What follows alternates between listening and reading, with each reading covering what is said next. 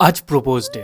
সারা শহর জুড়ে ভালোবাসার লাল রং, সবার হাতে গোলাপ, দামি উপহারের প্যাকেট, আর আমার হাতে সেই চেনা শূন্যতা, পকেটের কঙ্কালসার হাসি।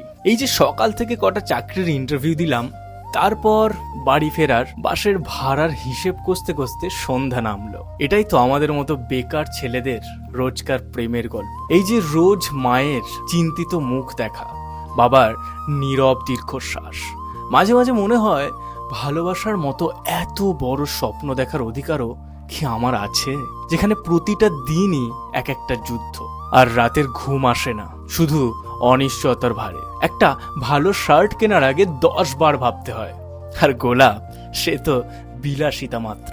কিন্তু জানেন তো, এই সব কিছুর মধ্যেও না একটা মুখ মনের জানলাই বারবার উঁকি দেয়। আমার ওই ছোট্ট ছোট্ট স্বপ্নগুলো প্রতিটা ফ্রেমে শুধু ওরই হাসি। আমি জানি না আমি কি ওকে বলতে পারবো, আমি শুধু তোমায় ভালোবাসি।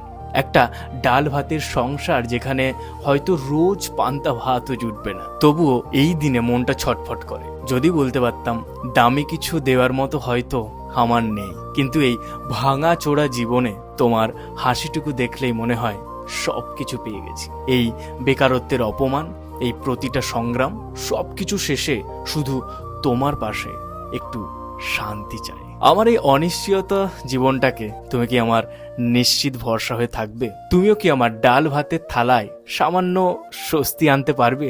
আমি জানি না এর উত্তর কি হবে, শুধু এটুকুই বলতে চাই, এই আমার সবটুকু শূন্যতা দিয়েও তোমাকে খুব ভালোবাসি।